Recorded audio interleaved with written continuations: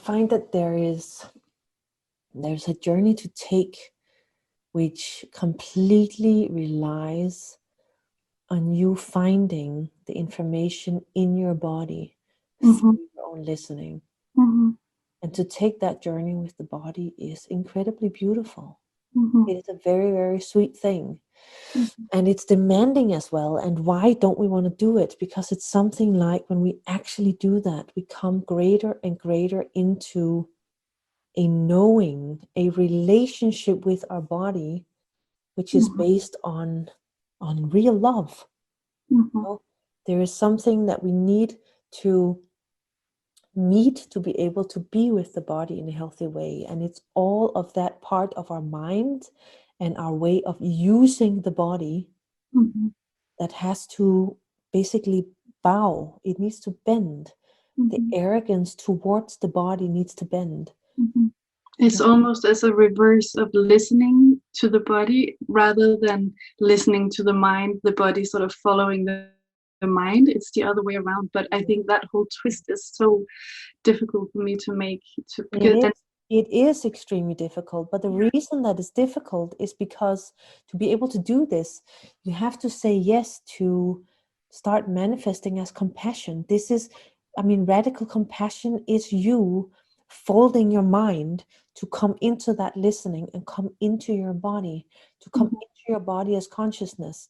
You have to make your entree as humility. Yeah. And all of a sudden we have to give up control, because that which is, how much can I use the body? How much can I pressure the body? If you step into that world of the fanatics, then there is a deep lack of compassion and care in it that leads us towards how can we shape the body according to our mental image? How can we shape the body so it lives up to some kind of conditioned collective twist? How can we push the body to give its best? And all of these things. And the only thing that's not to be seen anywhere in this is care, is compassion. Instead, it becomes a mind stepping in to use the vehicle.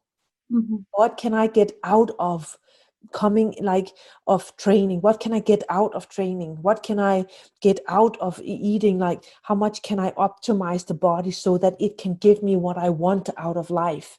And there is such a twist in that, where the lack of humility basically becomes that which becomes fanatic.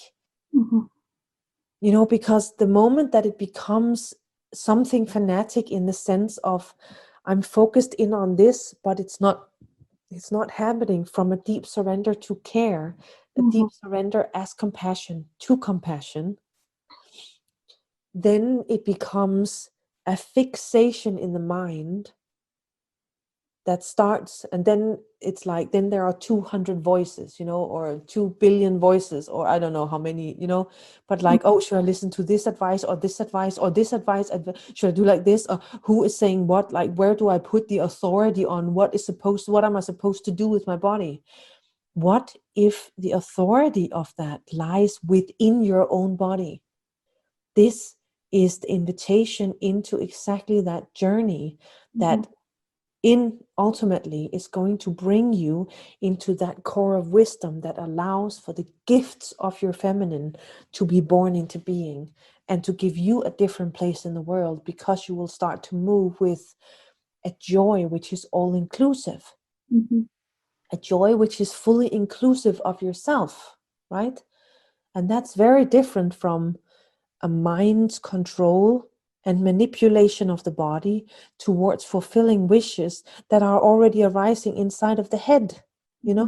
It's a very, so that way there is extremely rich and difficult to take, but not difficult as in any kind of impossible, but it's difficult because we need to deal with those parts that wants to keep the control, that wants to stay arrogant towards matter, that wants to stay arrogant towards nature, and so on and so forth. There are like different aspects, but it's all something that you're going to discover when you start actually surrendering to the body. It's not just the body, but surrendering to be that care of listening through the body, because the body has all the wisdom in there.